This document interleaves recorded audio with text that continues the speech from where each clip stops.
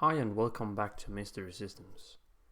Today we will be looking at how you can make a very basic, simple Hsrp configuration with two Cisco Layer 3 switches.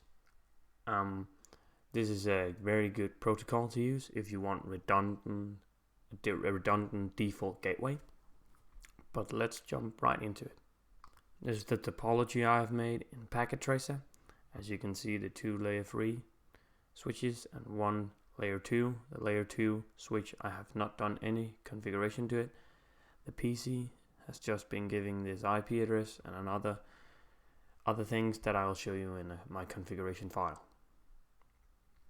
First of all, to just get the simple out of the way, I have given the two switches a host name and no IP domain lookup. But what we really want to look at is the interface VLAN 1, and the one VLAN that I've chosen to use in my example is 10.10.10.0. So let's just start with one. Layer 3 switch 1 has been giving the IP address of this. And here's where the exciting thing is about Hsrp. It's called standby in Cisco. So yeah, that's the commands you type in. So standby 1 means group 1. And this is the standby IP that you want the virtual router to be. So that means that this IP address will be given to both of the switches and they will share this IP address. So if one of these switches go down, or say a device with routing capabilities that has it, if that one goes down, the other one will take over that IP address. So you don't have a single point of failure of your default gateway. After that, I have given it a higher priority. That just means that it wants to be the active router when this goes and start up. And it has been given the standard one preempt. Preempt means that if for some reason switch 1, the layer 3 one I have in my example, would go down, after it comes up again, it will take over the active role as the virtual router again, because when it goes down, it is not the active router. And just to turn on the interface, now shutdown. And now we come to layer 3 switch. Simple again, hostname, no IP domain lookup.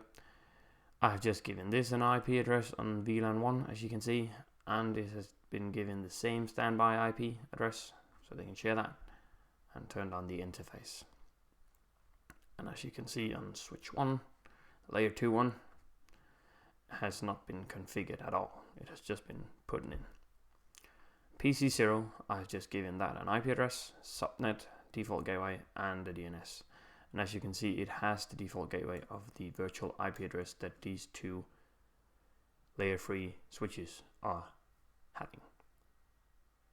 And now I will just show you that it works, the configuration that I've made. So now we are on the layer 3 switch 1, and it is I want to show you with the show standby command, which is showing you the Hsrp configuration. It tells you a bit about the information that is. And as you can see, the state is active. So this switch here, this layer 3 switch, is the active so-called router for this virtual router IP address. And as you can see, the priority is right there. And the standby router that waits to take over is 10.10.20, which is the IP address of switch 2. And preemption is enabled, and the active router is local. Just to go down into hello timer and hold time. Hello timer is what they send to each other each 3 seconds to see if they are alive. If they do not or have not received a 3 second, it will start countdowning to 10. So if after it has not received a 3 second hello, it will start a countdown of 10 seconds. If it has not been giving a hello back in the 10 seconds. The other router, in my example, switch 2, will take over as the active router. That's a little about the information. Now I'll show you that it works. So we go to PC0 and we will start a ping to my default gateway here. As you can see, ping, continuous ping on that. And then we will remove the link of our active router, which is switch 1. I'll go up here. Oh, I won't delete it. That's too much. So boom. Now we shall see if I go back in here. Go down here. It will start losing its ping because it cannot contact switch 1. So it takes a bit of time for Hsrp. Wow, that was actually quite fast. And now it has switched over to switch 2, the Layer3-Sw2, which is now the active router, which can be seen here. That is actually the group has turned back from standby to active. So that's why you can see it's a very good thing to have this in a very big environment, or just a smaller environment where you want a redundant router to your network. And just to show you that, of course, preemption works, I'll show you that as well. So we will just add the link again. So we will go to grab this, and we will go do this, and this, and this. We'll just make it so it goes a bit faster, sorry.